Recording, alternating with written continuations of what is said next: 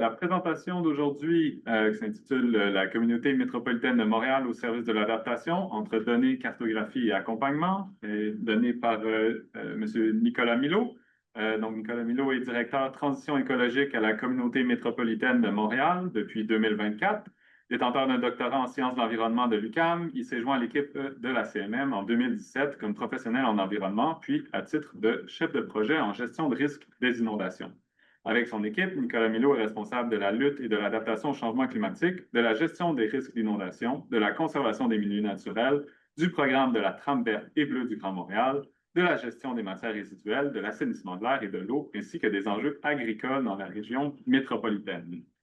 Donc, M. Milot, la parole est à vous. Merci beaucoup d'avoir accepté de participer à notre série de webinaires. Bonjour, c'est un plaisir. Vous m'entendez bien? Excellent. Donc, écoutez, bonjour tout le monde. Un plaisir d'être avec vous aujourd'hui pour aborder là, les principales lignes d'action de la communauté métropolitaine de Montréal là, dans le contexte des changements climatiques. En plus, une histoire que j'ai personnellement là, vécue, été témoin de, étant donné mon rôle là, qui a évolué au fil des années, donc de conseiller en recherche là, pour les enjeux liés à l'eau d'abord, puis aux enjeux d'inondation et aujourd'hui là, à titre de directeur de la transition écologique.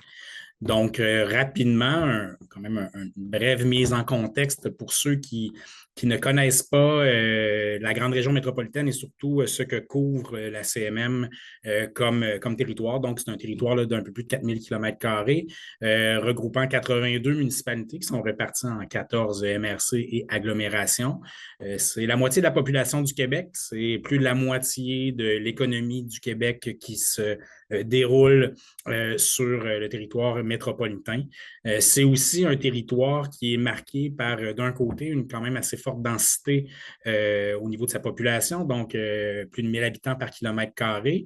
Et cette densité-là, mais elle découle, oui, de la concentration de la population dans le Grand Montréal, mais aussi du fait que la zone agricole occupe 57% du territoire. Donc, on a un territoire qui est vraiment le résultat d'un développement historique là, entre d'un côté l'agriculture et d'un deuxième côté l'urbanisation.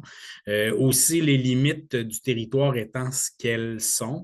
Au niveau, par exemple, de la couverture du territoire par des milieux naturels, c'est à peu près une trentaine de pourcents du territoire du Grand Montréal qui est couvert par des milieux naturels, qu'ils soient dans la zone urbaine ou en zone agricole. Donc, de ces données-là, écoutez, aujourd'hui, le plan de ma présentation, c'est de vous parler, dans le fond, de nos principaux axes d'intervention aujourd'hui. Donc, ces trois axes-là, données climatiques, accompagnement et mobilisation. Mais je vais vous en parler, dans le fond, en utilisant l'histoire récente là, des environ 8 dernières années. Donc, où 4 moments clés ont un peu forgé ce que nous sommes aujourd'hui en tant qu'organisation pour agir sur la question climatique. Donc, je reviendrai sur les suites des inondations de 2017 et aussi 2019, mais vraiment 2017 a été un moment marquant dans la vie de la CMM au niveau des changements climatiques. Le rapport de l'urgence climatique de la Commission de l'environnement de 2021, le plan climat métropolitain, donc qui a été élaboré dans la foulée de ce rapport sur l'urgence climatique et qui a donné lieu à un plan 2023-2025 et les suites de débit. Donc, cette pluie-là torrentielle qui s'est abattue sur le Grand Montréal en août 2024. On a eu un rappel très gentil de la nature cette année, le 13 juillet, que l'on était dans ce contexte de changement climatique nouveau avec des pluies records qui ne sont plus si records que ça, étant donné qu'elles se suivent à très grand rythme. Et donc, ces 4 moments clés-là ont vraiment, je pense, forgé la façon dont la CMM se positionne aujourd'hui en matière de changement climatique. Donc, les suites des inondations de 2017, pour commencer, on se rappelle, là, à cette année-là, on avait eu dans le Grand Montréal des inondations majeures, records même, des inondations qu'on n'avait pas vues depuis plus d'une cinquantaine d'années. On avait aussi des des conséquences très majeures, donc étant donné des plans d'eau régularisés, des plans d'eau autour desquels les gens s'étaient installés avec une relative confiance là, dans la réalité du système qui est le gigantesque système Saint-Laurent-Grand-Lac. Bien, on a eu vraiment des impacts majeurs, notamment autour du lac des Deux-Montagnes. Et de cette situation-là, la CMM a amorcé je dirais, un nouveau chapitre de son existence autour des questions de connaissance de l'aléa climatique inondation et des vulnérabilités qui sont associées et a ouvert aussi un pan de ses activités à la gestion du risque, à l'évaluation du risque, chose qui avait été jusqu'à ce moment peu ou pas au centre des préoccupations métropolitaines.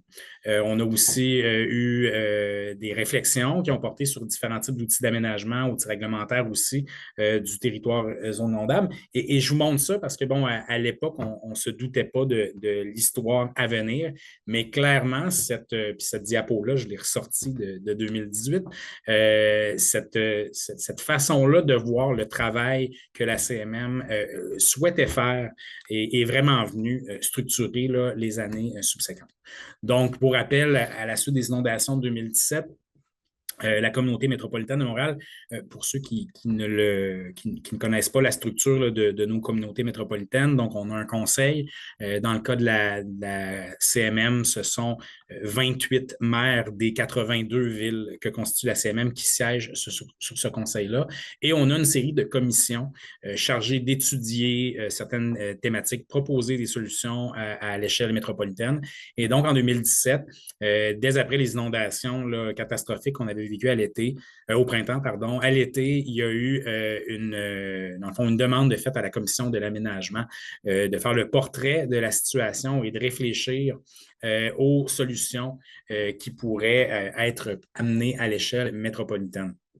Et si je vous en parle, c'est quand même pour vous rappeler qu'il y a toujours un lien très ténu entre les activités, que je dirais, plus scientifiques qu'on réalise dans un service comme le mien quand vient le temps d'appuyer l'adaptation, mais la nécessité d'avoir une discussion politique avec les acteurs du Grand Montréal pour que l'on ait tout le temps ce lien-là entre l'appui politique et la nature des travaux qu'on met de l'avant. Et c'est quelque chose qui est très précieux à la CMM. Donc, lors de ces années-là, le gouvernement du Québec avait, dès l'automne suivant, mis en place son forum inondation et au printemps suivant, donc au printemps 2018, avait produit son plan d'action en matière de sécurité civile relatif aux inondations.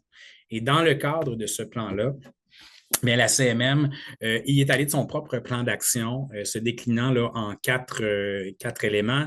Donc, premièrement, revoir et réaliser l'ensemble de la cartographie du risque d'inondation sur son territoire, mettre en place le monitoring des niveaux d'eau et des débits en temps réel, élaborer une nouvelle réglementation et élaborer un plan de communication afin que les municipalités soient mieux outillées pour aller de l'avant face à leur population.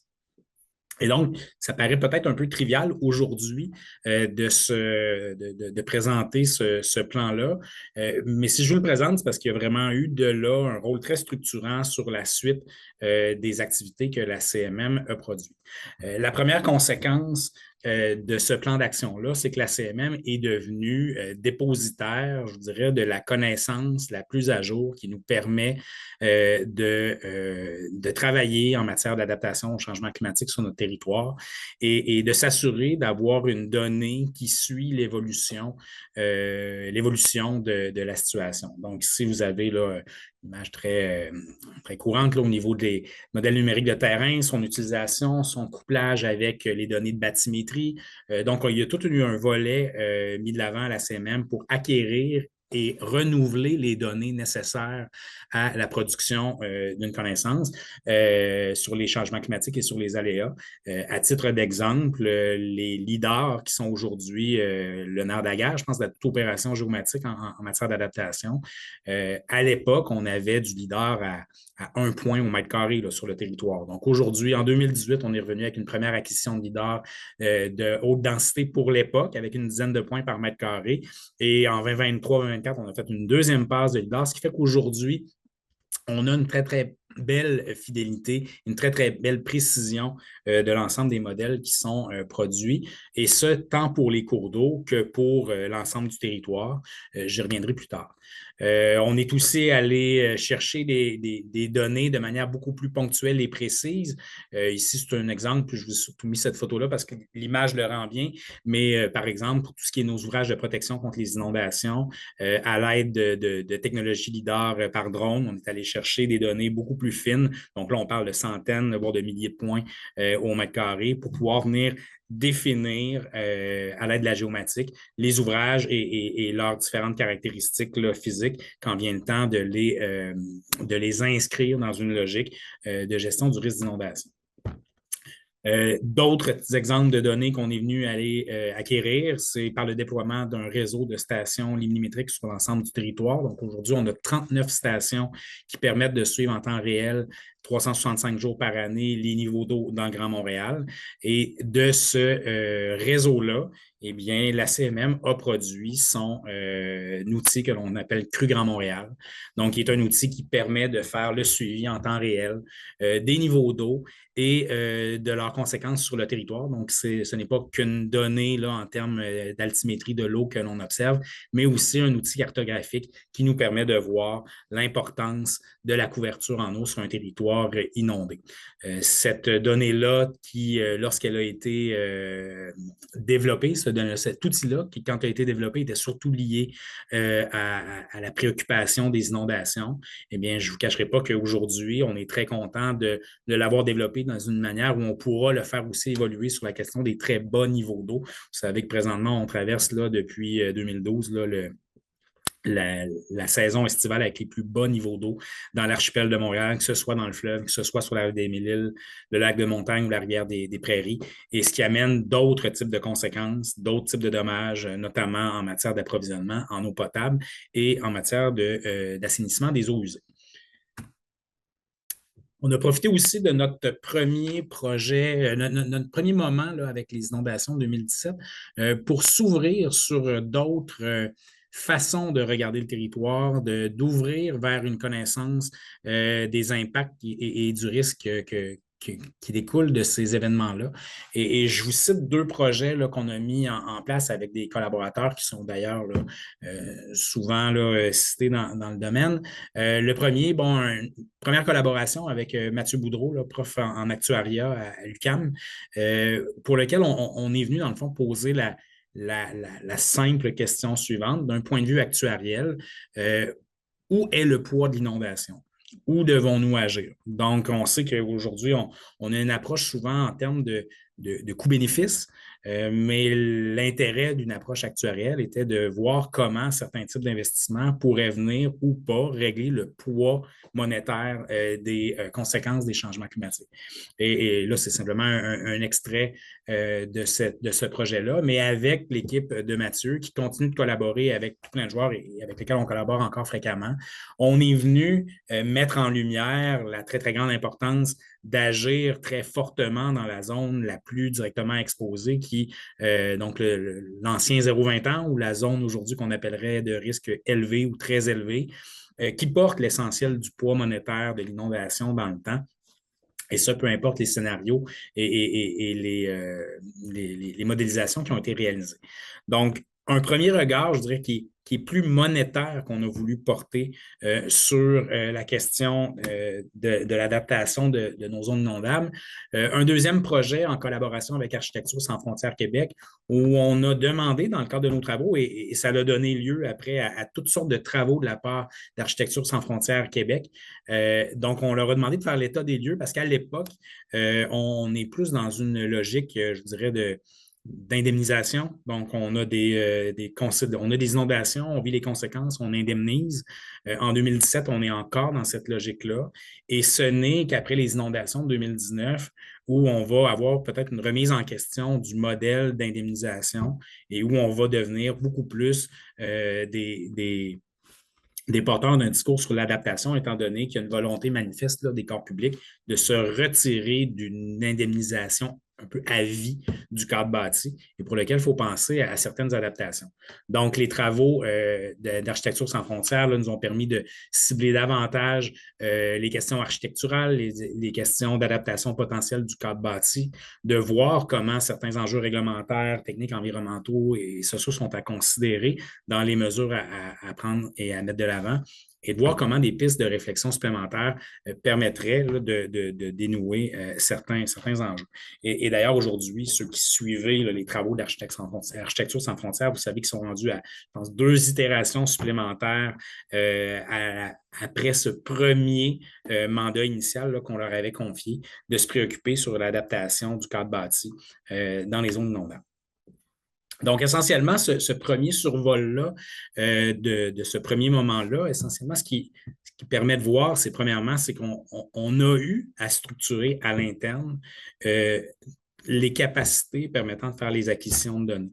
Et je le dis, ça semble simple, mais cette fameuse donnée-là à jour, tant sur les questions d'hydrologie, vous savez, quand on vit débit et le 13 juillet, 2 années back-à-back, mais c'est toutes les données d'hydrologie qui doivent constamment être remises à jour pour tenir compte des impacts de ces futurs événements-là dans les prochaines années à venir.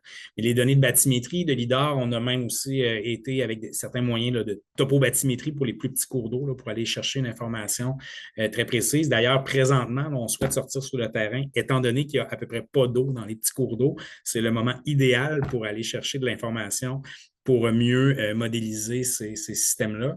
Mais donc, il a fallu mettre en place toute cette mécanique d'acquisition de données, de suivi de la donnée et de sa mise à jour pour être sûr qu'on serait capable de toujours livrer le produit qui permet de correspondre à la réalité. Deuxième volet aussi, ça a été toute la question de l'acquisition de données et encore une fois, leur renouvellement, leur mise à jour sur la vulnérabilité. Donc, des données au niveau de la vulnérabilité du cadre bâti, des événements vulnérables là, plus clés, plus stratégiques. Et les valeurs, donc les valeurs monétaires associées à ces différentes composantes-là. Aujourd'hui, mais c'est des éléments que l'on a intégrés dans notre façon de voir notre travail.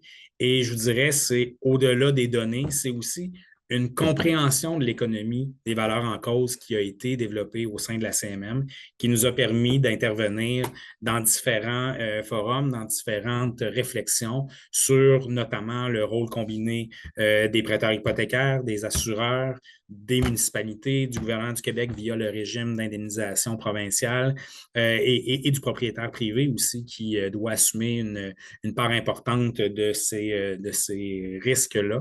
Et donc, ces travaux-là, au-delà du rôle technique que la CMM a développé, mais ça a été aussi une occasion de prendre position dans certains débats et on le verra plus tard. Il y avait aussi 2 autres éléments là, de notre plan d'action, dont un là, que j'aimerais prendre le temps d'aborder. Donc, au niveau de l'élaboration d'une réglementation métropolitaine, donc à partir de 2019, on a mis sur pied là, un groupe de travail composé d'aménagistes de 7 de nos 14 MRC sur le territoire, auxquels se sont joints une série d'experts universitaires là, du milieu. Là, je pense à des Pascal Biron, Alain Rousseau et compagnie, qui nous ont accompagnés dans cette réflexion-là. Un projet de règlement métropolitain a été développé, mais le gouvernement du Québec, en 2019, a clairement affirmé la volonté là, d'aller de l'avant avec un nouveau régime permanent sur les zones inondables. Donc, on a, dans le fond, bifurqué vers cette mouvance davantage provinciale-là. Il n'en demeure pas moins que le groupe qu'on avait constitué est resté. Il demeure encore aujourd'hui un groupe actif qu'on peut mobiliser quand vient le temps de prendre le pouls de nos municipalités, de nos MRC par rapport à l'évolution du cadre réglementaire au niveau des zones inondables. Donc aujourd'hui, ce sont environ 75 participants là, de nos 82 municipalités et MRC qui participent à ces travaux-là. Deuxième moment, celui du rapport sur l'urgence climatique. Essentiellement, dans les années 2018-2019, de nombreux citoyens sont venus là, à nos séances du Conseil pour manifester leurs préoccupations sur la question climatique, interpellant la CMM pour qu'elle prenne acte de cette réalité et qu'elle propose des actions structurantes. Donc, on a eu là, dans les années 2019-2020, une série de questions à ce sujet. La CMM a réalisé des consultations ciblées avec les municipalités, des experts, un sondage public et a déposé, donc c'est la Commission de l'environnement dans ce cas-ci qui, en 2021, a déposé son rapport sur l'urgence climatique. Et essentiellement, de ces recommandations-là, on distingue quelques grandes lignes. Donc, premièrement, premier constat, on demande à la CMM d'agir, mais on lui demande d'éviter d'ajouter des outils, d'ajouter des plans, d'ajouter des programmes et plutôt de travailler sur la base des outils existants, dont le PMAD, le Plan métropolitain d'aménagement et de développement. Ceux qui sont moins familiers, c'est un grand schéma d'aménagement pour l'ensemble de la CMM, qui est inscrit dans la loi sur l'aménagement et l'urbanisme. Et donc, de ce PMAD-là, il doit y avoir une conformité vers les schémas d'aménagement régionaux et vers les outils d'urbanisme locaux. Et donc, on a vraiment eu cette première demande-là, et je vous dirais tant d'un point de vue des citoyens qui ont été consultés que des élus qui ont participé à ces travaux-là, de faire en sorte que la CMM évite l'apparition d'un outil de planification supplémentaire. Donc, vous allez voir qu'il y a un plan climat qui suit, mais ce n'est pas un plan au sens de la planification, c'est vraiment un plan qui est un plan d'action que l'on a développé. Des axes d'intérêt, donc pour ce qui est de la question de l'atténuation des émissions de gaz à effet de serre et de l'atteinte des objectifs de carboneutralité, deux secteurs sont vraiment vus comme étant des secteurs pour lesquels la CMM peut jouer un rôle, le secteur du bâtiment et le secteur des transports. Pour ce qui est de l'adaptation, clairement, on a deux thématiques qui, en 2021, seront les premières thématiques à émerger. La question des inondations, qu'elles soient fluviales ou pluviales, et de la façon d'atténuer les impacts des vagues de chaleur et les fameux contextes d'îlots de chaleur en milieu urbain. Et un troisième axe d'intérêt qui est quand même pas négligeable, c'est celui de lier la conservation de la biodiversité et l'adaptation. Et de deux manières. La première, c'est de reconnaître l'impact immense que la biodiversité a en matière de services écosystémiques, notamment pour l'atténuation des deux problématiques là, qui sont dans la ligne précédente, mais aussi de prendre acte que dans une région comme le Grand Montréal, les milieux naturels que l'on souhaite protéger, conserver, ils sont eux-mêmes vulnérables et on doit penser à leur propre résilience. La question là, des changements climatiques entraîne notamment toute une série de préoccupations par la rapidité de la propagation de certaines espèces exotiques envahissantes, ce qui met à mal les milieux naturels que l'on conserve. Et donc, on a vraiment eu un axe d'intérêt mis dans l'idée de ce plan climat métropolitain à venir de lier la biodiversité au plan climat. On a un souci général aussi l'amélioration de connaissances, d'appuyer les municipalités et les MRC qui est nommé dans ce rapport sur l'urgence climatique et l'idée de créer une tribune d'échange qui permettrait l'ébauche de guides et de partage de bonnes pratiques au sein des organisations municipales du Grand Montréal.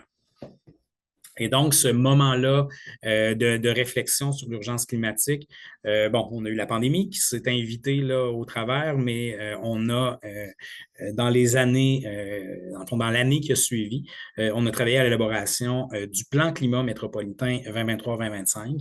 Et c'est un plan, vous le voyez, qui a découlé d'une ambition quand même marquée d'éviter de tomber dans le plan de 45 mesures à suivre sur 15 ans et de focusser davantage sur quelques actions clés stratégiques pouvant être mises de l'avant rapidement dans un délai de 2 ans.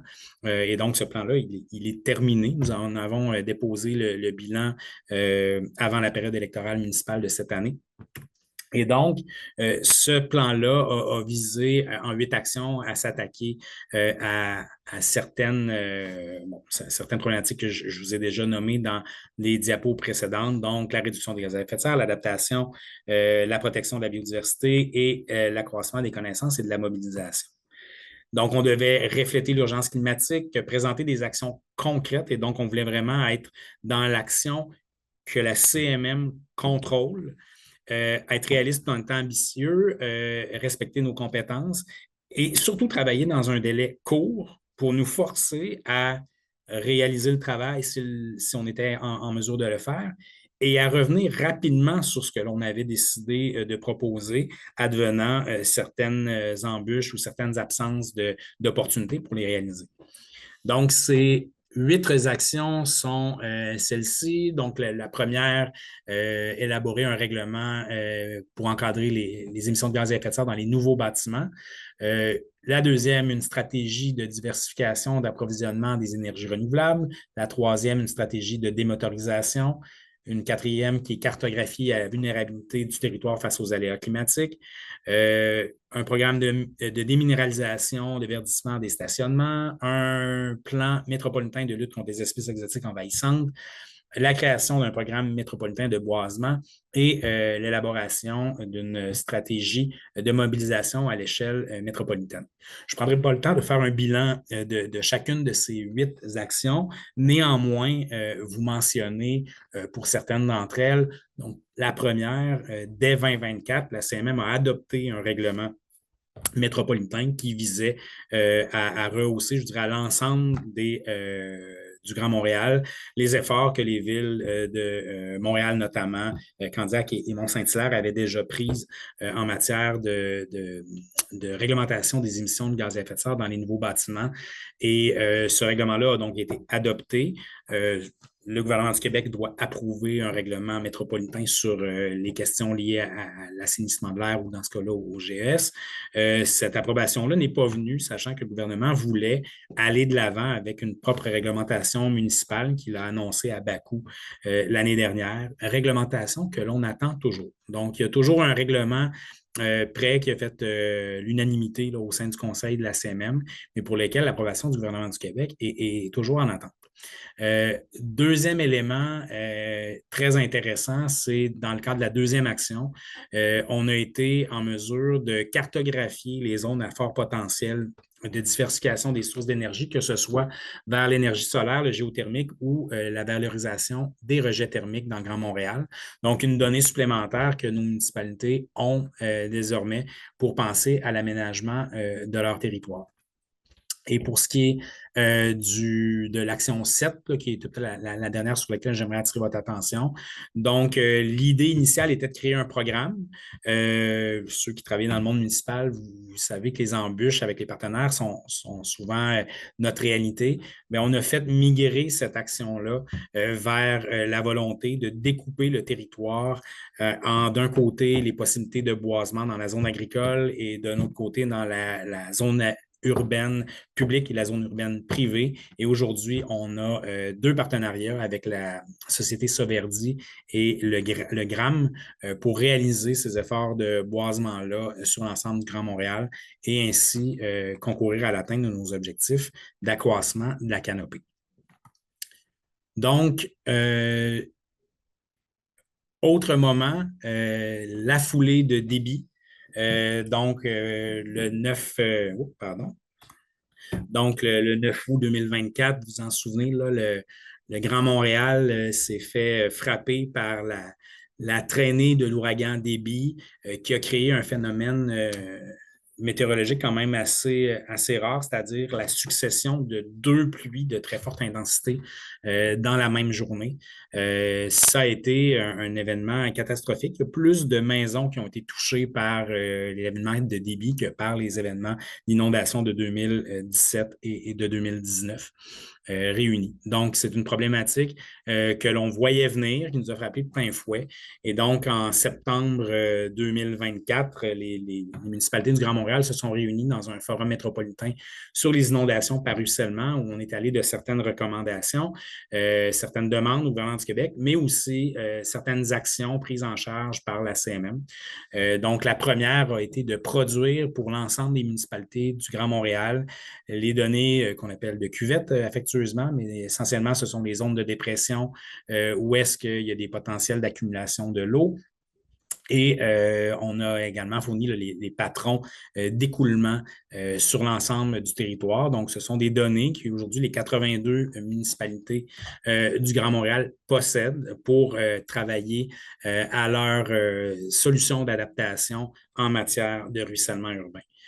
On a aussi, dans le cadre de ces travaux-là, fait avancer l'action 4 de notre plan climat qui visait à cartographier les vulnérabilités et les risques. Donc, on a mis de l'avant ces efforts-là pour travailler à cette cartographie-là qui va être bientôt rendue disponible à l'ensemble de nos municipalités.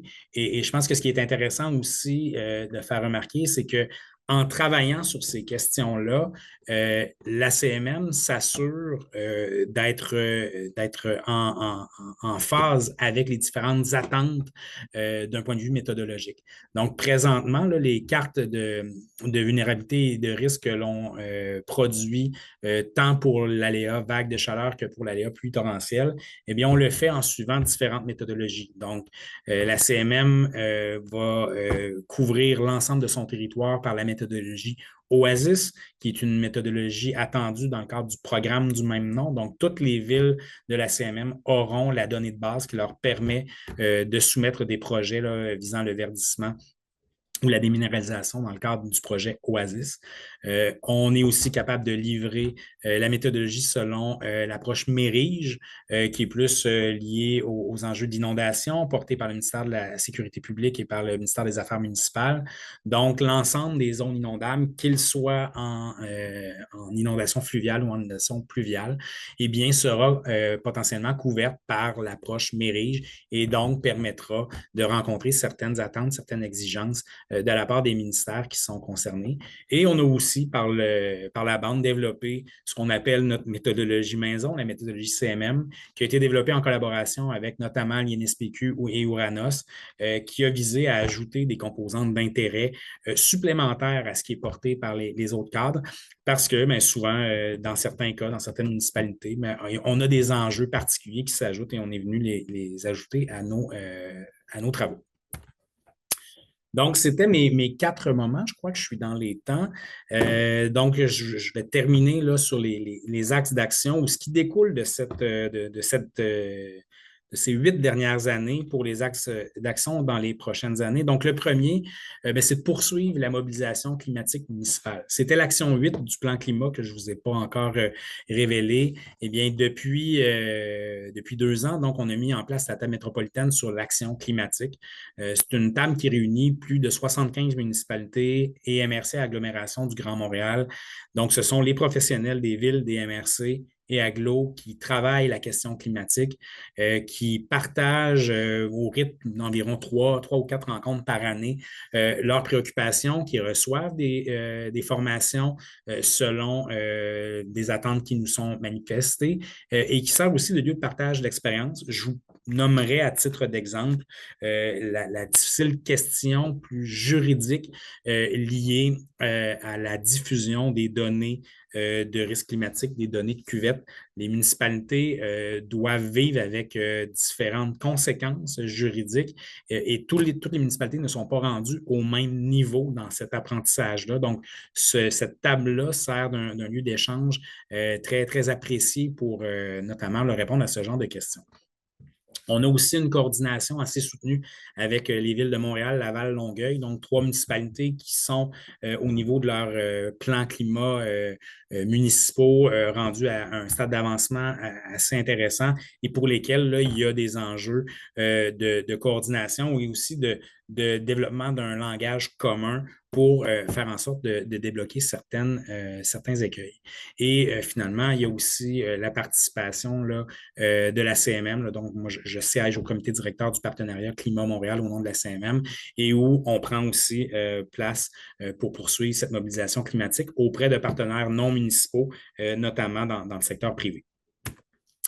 Le deuxième axe, c'est le données que je vous appellerais données, cartographie et analyse de pointe. Donc, c'est, je pense que vous avez vu, qui est très central dans les dernières années de la CMM. Donc, on souhaite poursuivre ce travail-là qui nous est, je vous dirais, demandé de la part de nos élus, de poursuivre à fournir des données, les cartographies, les analyses de pointe qui soutiennent l'action climatique des municipalités. Il y a déjà des premières thématiques sur lesquelles on a travaillé et que je vous ai nommées. On va aussi travailler donc à la diffusion de nos cartes de diversification des sources d'énergie. On s'amorce à réaliser le monitorage des surfaces minéralisées pour l'ensemble du Grand Montréal. On le fait déjà depuis plusieurs années pour ce qui est de la canopée. Donc, on aura ces deux données-là qui seront mises à jour sur la base des orthophotos que l'on prend à chaque année. Donc, une passe d'été, une passe d'hiver, de printemps pour obtenir davantage là, l'image au sol. Et donc, ce monitorage-là pourra être intégré à la plateforme de monitorage métropolitain Métris, là, qui est en développement dans la foulée de l'adaptation de l'adoption de notre PEMAD révisé. Et comme je vous parlais, il y a un rôle aussi dans l'accompagnement juridique que l'on joue de plus en plus. Et le dernier axe qui est actif et que l'on souhaite poursuivre, c'est l'accompagnement des municipalités pour accélérer le passage à l'action.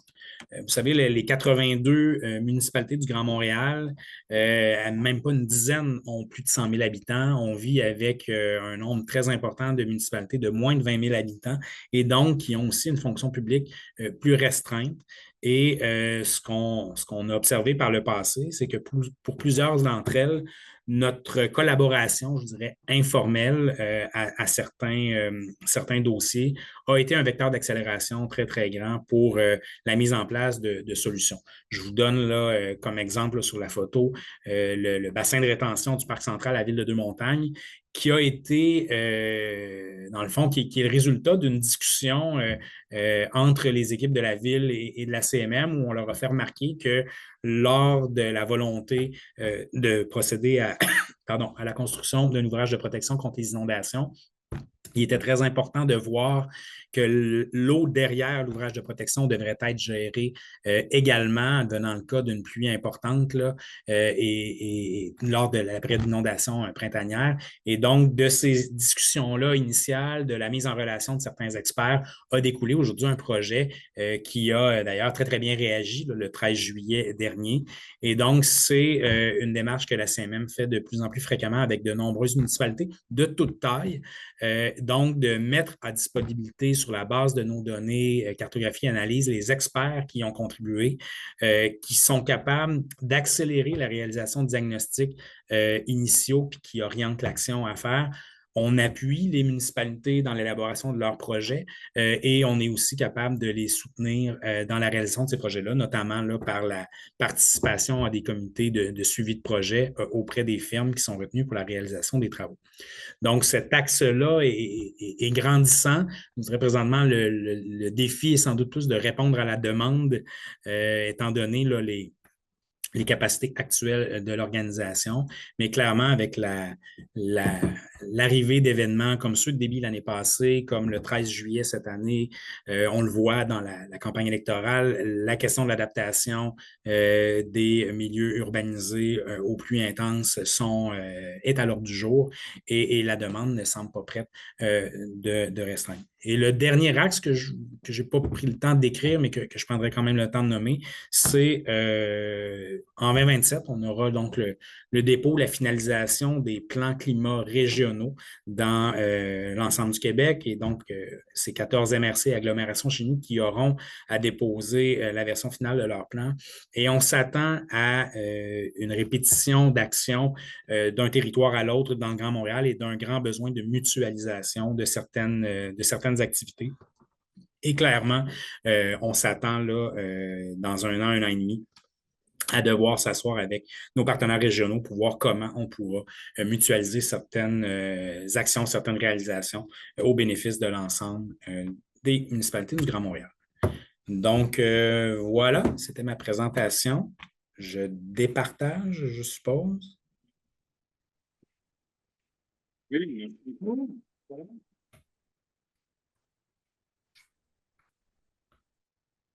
Merci beaucoup pour la présentation. On a déjà plusieurs questions qui rentrent en ligne, donc on va pouvoir prendre des questions en ligne et en salle. Je commencerai peut-être avec quelques questions en ligne pour l'instant. Donc, merci Nicolas pour la présentation.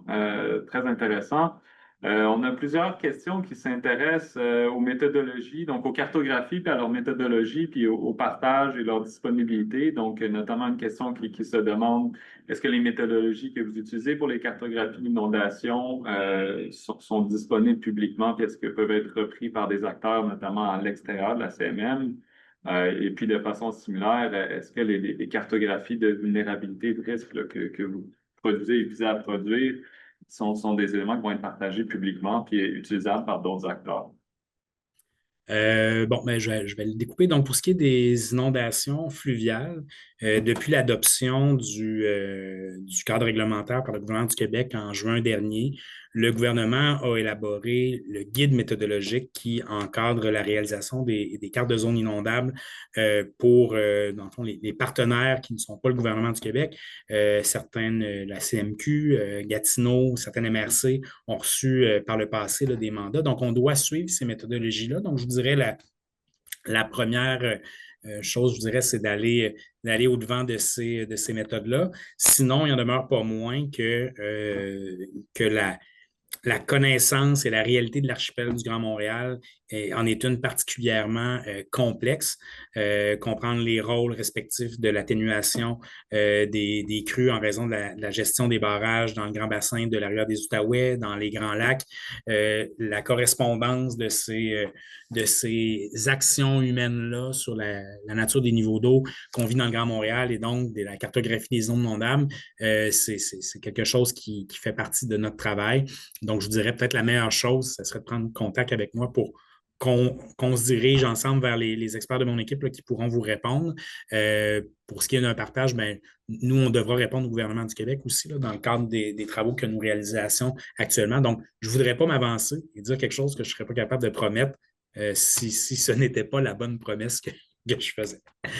Pour ce qui est des méthodologies et données de cuvettes, ou en tout cas, bref, de ruissellement urbain, je dirais que c'est un enjeu qui est très, très sensible présentement. La position de la CMM, c'est que, dans le fond, premièrement, l'interlocuteur privilégié pour un citoyen, c'est sa municipalité. La CMM, notre lien avec le citoyen, il est assez distant et c'est pour ça que notre stratégie, ça a été de produire la donnée qui permet après ça aux municipalités de produire l'information qu'ils jugent pertinente là, de transmettre à leurs citoyens. Je pense qu'on vit tous dans un idéal de données ouvertes, de transparence face à ces niveaux-là. Mais présentement, il y a quand même plusieurs préoccupations d'ordre juridique qui accompagnent ce questionnement-là et je ne me positionnerai pas aujourd'hui, mais entre les menaces de poursuite pour atteinte à la valeur foncière des propriétés quand on voit sa maison apparaître dans une cuvette et d'une autre part, les menaces de poursuite pour non-divulgation d'une information qui permet de gérer le risque, bien, on a, je dirais, tous les cas de figure, là, tous les cas de préoccupation. Je pense qu'aussi un des enjeux majeurs qu'on a, c'est qu'une donnée de cuvette, ce n'est pas une donnée suffisante pour se mettre à prédire si notre maison sera ou non inondée lors d'un événement de pluie extrême. Les données de réseau sont importantes. Les données aussi de caractéristiques de la pluie que l'on va obtenir sont très importantes aussi. Donc, de laisser aller de l'information dans l'univers qui ne présente qu'une partie de l'information, ça accentue, à mon sens, les risques de mauvaise interprétation de la carte que l'on a devant les yeux et ça ne peut pas se faire n'importe comment. Donc, je pense que c'est tout à fait normal que les villes aient ce moment de réflexion-là. Et ce qu'on a d'un son de cloche, c'est pas tant une réticence à diffuser que la volonté de vouloir le faire adéquatement avec le bon message pour accompagner les citoyens de la meilleure façon et éviter certains mouvements de panique. Et la panique peut venir du citoyen, elle peut venir de l'assureur, elle peut venir de plein de joueurs différents. Et donc, je pense qu'il faut avoir là, ces réflexions-là là, de manière posée avant d'y aller de la sorte. Merci beaucoup. Diane? D'accord, les cartes de niveau de risque, est-ce que c'est établi en climat passé? Les cartes de niveau de risque, est-ce que c'est traduit en climat futur ou en climat passé, plusieurs périodes? Parce que je me disais, ce qui a l'air de mobiliser dans des actions, c'était des éléments vécus. Comment on combine le futur avec le vécu? Est-ce que Dans le fond, la question du climat futur est prise en compte. L'enjeu qu'on a, c'est qu'on ne connaît pas le cadre bâti du futur. Donc, on couche un climat futur sur une donnée cartographique qui est l'actuelle. Et ça, c'est ce qui est, je pense, le glitch, excusez l'anglicisme, avec lequel on est obligé de composer. C'est que oui, dans tous nos travaux, on considère les différents scénarios là, d'accroissement des concentrations de gaz à effet de serre, d'impact sur les températures, sur les différents événements météorologiques qui en découlent. Et on vient coucher cette sensibilité à l'aléa-là ou cette compréhension de l'aléa-là, mais sur une carte qui est la carte actuelle. Et donc, on a, je dirais, une vision temporellement étirée dans le temps, donc climat actuel, climat futur pour ce qui est de l'événement, de l'aléa. Mais pour ce qui est de la vulnérabilité, on est pris avec une vision actuelle de la vulnérabilité. On pourrait travailler de manière prospective avec certains scénarios, voire se mettre à faire du SimCity, là, excusez-moi l'analogie, mais faire du SimCity avec nos villes pour voir comment on pourrait faire évoluer le cadre bâti, s'assurer de voir comment certaines poches de vulnérabilité pourraient évoluer dans le temps et identifier les actions à prendre. C'est pas interdit d'aller dans ces eaux-là, mais présentement, là, le travail qui a été fait est basé sur les vulnérabilités actuelles. Merci. On avait une question en ligne qui s'intéressait aussi au financement des initiatives. Il y a plusieurs initiatives là, de suivi régulier, de monitorage, de mesures sur le terrain, de plateformes en ligne. Un peu que la question se demandait qu'est-ce qui assure la pérennité aussi de ces initiatives-là dans le temps de la part de la CMM. J'aimerais vous dire qu'on est assuré d'une pérennité de quelque chose dans la vie, mais je pense qu'il n'y a personne qui me croirait. Écoutez, présentement, ce qu'on a, c'est une demande de nos élus.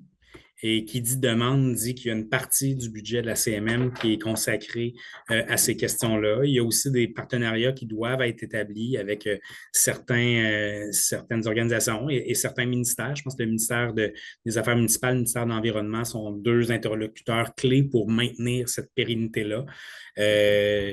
La CMM, dans tout ce que je vous ai montré, a quand même investi beaucoup de son propre budget. Toute la dynamique de cartographie des zones inondables. Je ne crois pas me tromper en disant que de tous les mandataires qui ont reçu le mandat du gouvernement du Québec de faire de la carte des zones inondables, on est le seul qui avons contribué au niveau financier dans une très forte proportion pour l'ensemble des autres inondations. Et je les comprends, c'est pas... cette pérennité-là, elle a un sens pour la donnée, là, mais elle a un sens aussi sur nos organisations. Nos organisations sont sujettes à des changements d'intérêt, d'orientation. Nous, ce qui a été fait historiquement, c'est de s'assurer là, que depuis à peu près 2021, là, on contribue là, à la quasi-totalité du coût de réalisation de nos travaux en zone inondable. Vous voyez les plateformes électorales de ce temps-ci. Il y a beaucoup d'autres problématiques qui arrivent en premier lieu, la question du logement, la question de l'itinérance et autres dans le Grand Montréal. Donc, je peux pas la promettre, cette pérennité-là. Ce que je sais, c'est que la question de l'adaptation, notamment en raison du ruissellement urbain, demeure une priorité. Quelle sera l'ampleur des ressources après ça que nos élus voudront consacrer à la question? Ça demeure de leur prérogative. Donc, je ne m'attends pas à ce que ça disparaisse. Mais clairement, il y aura des choix et c'est des choix qu'on ne fait pas tout seul, qu'on doit faire avec nos partenaires gouvernementaux pour s'assurer là, que, notamment au niveau de l'acquisition de données, qui est un peu le nerf de la guerre, comme je vous l'avais dit au début, mais qu'on soit toujours au rendez-vous. Merci beaucoup. Gabriel? Tu as mentionné un peu au début la question des sécheresses, du manque d'eau, de l'approvisionnement en eau. Est-ce qu'il y a des actions en ce moment à la CNM là-dessus?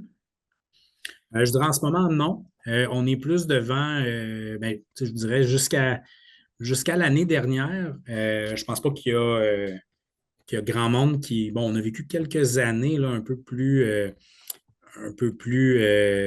sèche. Moi, je me souviens, j'ai fait ma maîtrise de doctorat, ma maîtrise de mémoire puis mon doctorat dans les années 2002, 2003, 2004, là, ces années-là. Puis ceux qui étaient, je ne vois pas vos faces, donc je ne vois pas l'âge que vous avez, mais ceux qui étaient actifs à ces moments-là, moi, je me souviens, les articles de journaux, on parlait de 50 moins d'eau dans le fleuve Saint-Laurent. Et mon projet de maîtrise, c'était sur comment on allait gérer les bas niveaux d'eau dans le fleuve Saint-Laurent dans ces années-là. Quand vous êtes arrivé sur les bancs d'école, vous avez tombé dans des années de très, très haute hydraulicité pour le bassin Grand Lac. On a révisé le plan de gestion de la Commission mixte internationale pour tenir compte de plusieurs raisons, et ce plan-là est arrivé, puis on a vécu 2017-2019. Donc, on retombe, c'est des grands cycles, le système Saint-Laurent-Grand Lac. Donc, on retombe dans des années un peu plus sèches. On a une période estivale qui est excessivement sèche. Dans le fond, juin a été très, très humide, puis on vit dans une très grande sécheresse. Qu'est-ce que seront les conséquences de cette situation-là sur la recharge de la nappe phréatique, sur la façon dont on va vivre la prochaine année d'inondation là, en fonction du couvert neigeux qu'on aura. Je pense qu'on risque de tomber avec l'année prochaine dans une année où là, clairement, on va basculer dans un monde où les bas niveaux vont devenir une source de préoccupation très, très grande. Et je m'attends, dans le fond, les deux prochaines thématiques, là, vous voyez, dans notre histoire, il y a deux thématiques qui sont imposées, les pluies torrentielles et les vagues de chaleur. Je pense que les deux prochaines thématiques qui vont s'imposer, c'est la sécheresse et la gestion des redoux hivernaux, donc de la pluie en hiver, qui va amener pour les entités publiques à se positionner sur plein de choix qui auront des conséquences budgétaires très, très grandes. Je pense notamment là, à la façon d'entretenir le réseau routier qui, dans un contexte de redoux hivernaux, se pose d'une manière complètement différente que si on a un hiver plus classique. Donc, je pense que c'est les deux prochaines qui vont s'amener. Et comme je me plais à dire à mon DG, gardons la chope ouverte parce que des aléas climatiques, il va y en avoir là, pour lesquels, en plus, certains sont même insoupçonnés actuellement. Mais actuellement, donc, pour la sécheresse, longue réponse pour dire qu'il n'y a pas concrètement une action, même si on est déjà outillé, notamment pour ce qui est des cours d'eau, pour produire de la donnée quand même assez rapidement sur l'évolution de ces systèmes-là. Merci beaucoup. On avait une question aussi en ligne au sujet des collaborations qui se font avec la Direction régionale de santé publique. Est-ce qu'elles sont formalisées notamment par la table de concertation, puis au niveau des accompagnements qui sont offerts, là, notamment en urbanisme ou au niveau juridique? Ça m'est pas. J'ai l'impression que la réponse que je devrais faire, c'est non. J'ai l'impression que c'est nous qui avons interpellé les joueurs de la santé publique pour les éléments de méthodologie, mais ce n'était pas moi qui m'occupais de ce dossier, qui gérait ce dossier-là. Donc, je me permettrais une erreur de réponse. Mais si jamais la question est importante, en tout cas, je ne sais pas si vous donnez mes coordonnées aux gens, mais je permets à Ouranos de donner mes coordonnées, puis vous pourrez m'écrire pour avoir un suivi à ce niveau-là. Merci beaucoup. On a une question en salle aussi, c'est la Claude? Merci pour la présentation. Je me demandais au niveau du plan climat, vous avez dit avoir des objectifs et des mesures de suivi, le plan climat.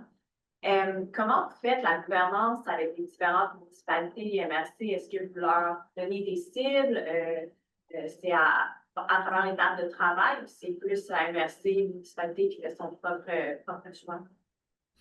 En vertu des compétences actuelles de la CMM, on n'a pas, c'est pas à nous que revient le fait de donner, de fixer des cibles pour l'ensemble du Grand Montréal.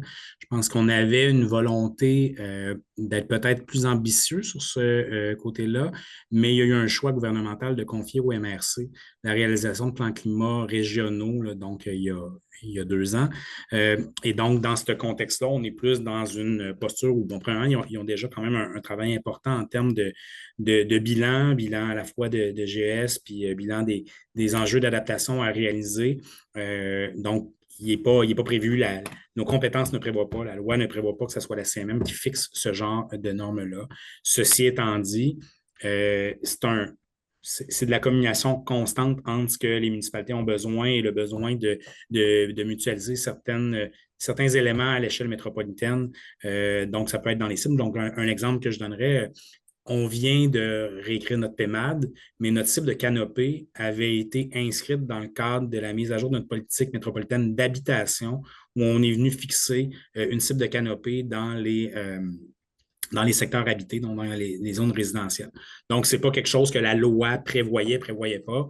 C'est nos élus qui nous ont demandé d'aller de l'avant avec cette orientation-là. Donc, c'est pas impossible là, qu'on voit la CMM être utilisée comme entité qui permet là, d'atteindre ou de fixer un certain dénominateur commun là, à l'échelle du Grand Montréal. Oui, on a le temps pour quelques dernières questions. Sinon, donc, en ligne, il y avait quelques questions qui s'intéressaient notamment là, à des points plus spécifiques dans les 8 actions que vous avez identifiées au sein de votre plan climat, notamment là, au niveau des avancées sur l'action qui touche à la déminéralisation, pardon. Et puis donc, un point peut-être moins lié à l'adaptation, mais qui s'intéresse à connaître le rôle de la gestion des matières résiduelles aussi. Est-ce qu'on le retrouve dans ce plan climat-là aussi? Oui, donc pour le premier, la déminéralisation, vous voyez, je vous parlais d'actions pour lesquelles on doit être capable assez rapidement de produire un état de situation, de réorienter. Ce qu'on a vécu en réalisant notre plan climat, c'est d'une part des réalités budgétaires internes quand même assez importantes. Ceux qui ne le savent peut-être pas, c'est via la CMM et un programme au niveau du logement social que se vit l'économie de la contribution des municipalités au projet de logement social en Grand Montréal.